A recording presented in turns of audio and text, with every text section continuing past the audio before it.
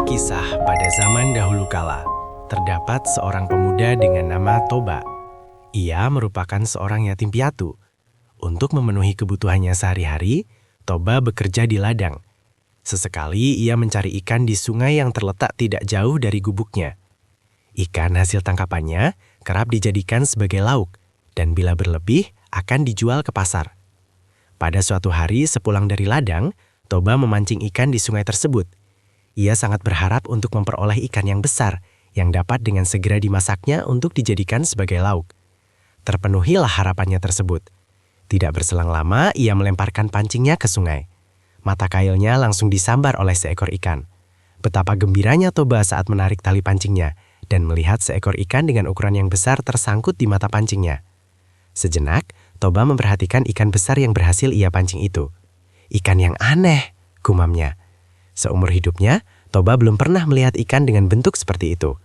Warna ikan tersebut kekuningan serta sisik-sisiknya kuning keemasan. Tampak berkilauan sisik-sisik tersebut saat terkena paparan sinar matahari.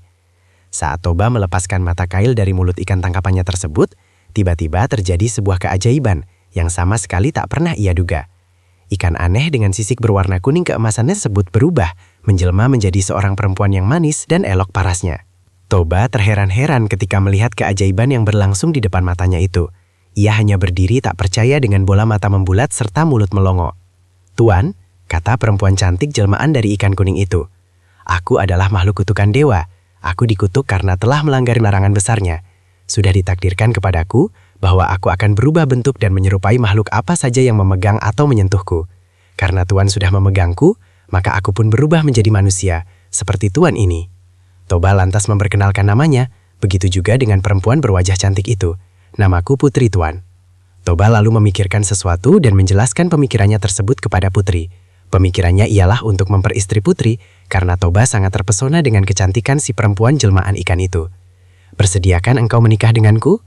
tanya Toba setelah pembicaraannya beberapa saat. "Baiklah, aku bersedia, Tuan. Selama Tuan bersedia juga untuk memenuhi satu syarat yang akan kuajukan," jawab Putri. "Syarat apa yang engkau inginkan? Sebutkanlah, aku pasti akan memenuhinya." "Permintaanku hanya satu, pastikan bahwa Tuan dapat menutup rapat-rapat rahasiaku. Jangan sekali-kali Tuan menyebutkan bila aku adalah seekor ikan. Bila Tuan menyatakan kesediaan Tuan untuk menjaga rahasia ini, aku bersedia menjadi istri Tuan." "Baiklah, aku berjanji akan menutup dengan rapat rahasiamu ini. Rahasia ini akan hanya kita ketahui berdua," kata Toba. Toba dan Putri pun akhirnya menikah. Pasangan tersebut hidup rukun dan berbahagia, walau dalam kesederhanaan. Kebahagiaan mereka serasa kian lengkap dengan kehadiran buah hati mereka, seorang anak laki-laki yang diberi nama Samosir. Samosir tumbuh menjadi anak yang sehat dan memiliki tubuh yang kuat.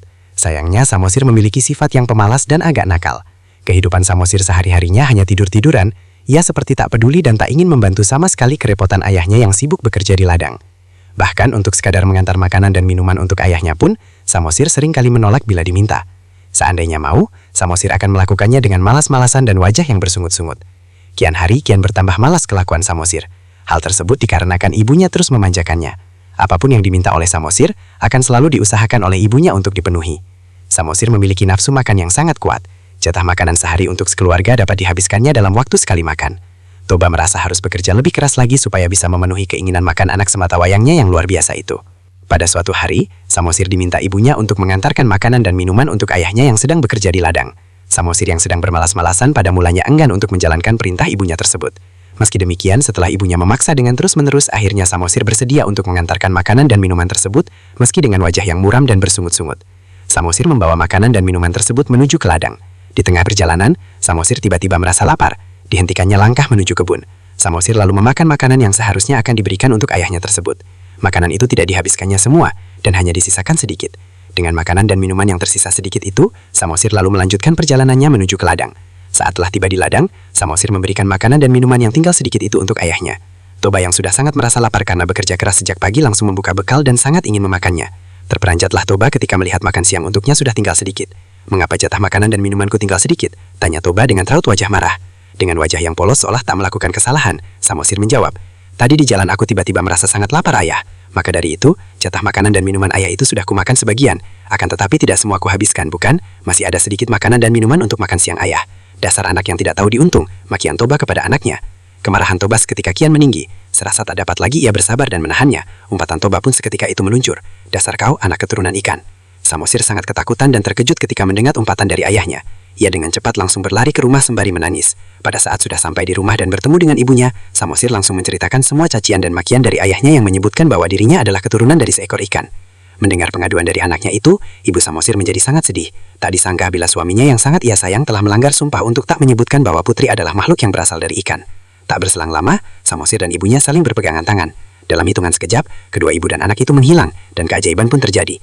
Pada bekas pijakan kaki Samosir dan ibunya, tiba-tiba menyembur air yang sangat deras. Dari dalam tanah, air yang disemburkan keluar seakan tiada henti.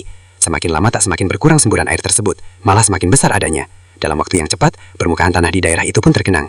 Permukaan air kian meninggi, dan tak berapa lama kemudian lembah yang digunakan oleh Toba sebagai tempat tinggal pun sudah penuh dengan genangan air.